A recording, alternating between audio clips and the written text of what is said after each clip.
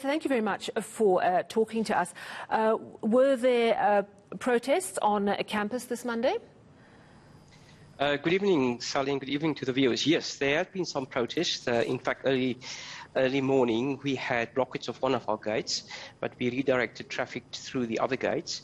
And there were some students that got onto the campus, and they disrupted some of the lectures. But towards the end of the day, the students dispersed, and things are calm at the moment. All right. So last week we saw some disturbing video footage from the University of the Free State, which showed students being, I think, dispersed with water cannon. I'm just wondering whether any of the protests on this Monday, were they violent? Was there any rubber bullets, any tear gas? How was it resolved? Well, Sally, just to make a correction with respect to the scenario last week, we also had obviously protests last week, only for one day. Also a little bit of disruption on campus. That was brought under control fairly quickly. Then the students went off campus and they went to a public street. In fact, two, D.F. Malherbe and also the Nelson Mandela, which is away and off campus, and they then disturbed the public flow of transport. And it's on that basis that the police then intervened. So it wasn't on campus. The university was nothing to do with that. Today, and our view often, always as an executive on the University of the Free State, is as a last resort, we will bring the police in. So we try to engage, because that we believe that a sustainable solution only comes through engagement. We have got our protection services together with some private security, but that is to a certain extent as more as a deterrent, and just to make sure that everything is fine. Have there been any injuries of students? No, there haven't been any injuries. There have been reports, but is not confirmed as yet, that one or two students had been pushed by some of the private security, and they incur some injuries. But we haven't confirmed reports of that. All right, I want to move on to a lot of the students are talking about what the UWC is doing, where they're allowing students to register free of charge, and they're saying to the students, right, you just need to give us a payment plan by mid-April. And it seems to be working well for them. I spoke to the university last week.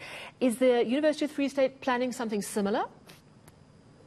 So maybe the first point I would like to make is that not all universities are in the same position. So therefore, different universities will have probably different plans to be able to deal with student registration, and where you have historical debt or debt that students might have.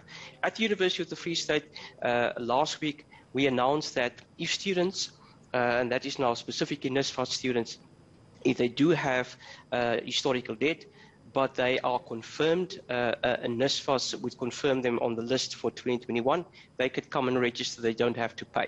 And that's a large proportion of senior undergraduate students as well as first-time entry students. Then we also have an arrangement where you have final year students, and that could be non-NSFAS students. If they have a debt less than 25,000 Rand, they can register provisionally. So they get a small payment, and then we work out a payment plan for them. And then again, also for non-NSFAS students, that is not final year, we also said that if your ceiling of your debt is 20,000 and less, we have the same arrangement that you provisionally register, small amount of payment, and then you work out a payment plan. What about those who are over that limit? I mean, are they just in the cold? Well, if they're over that limit, then we try to see to what extent we could engage with them, work out a plan to bring the debt down.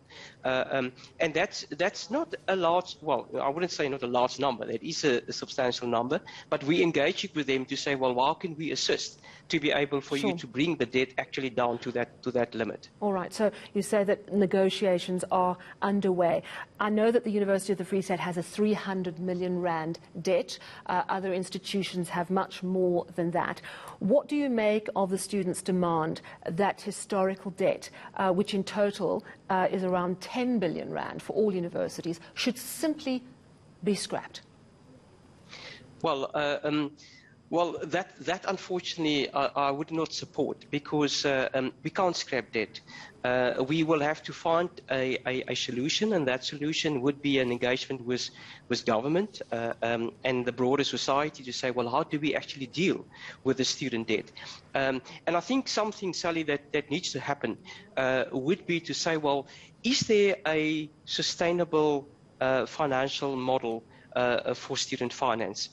We had the HEER Commission a couple of years ago, but then we haven't had a lot of development. And I think we probably need to look at a national task team that represent different sectors to help us. But we can't just scrap debt, because if we do that, then we're going to end up in situations what we have seen with the SOEs and others, that becomes dysfunctional institutions at the end of the day.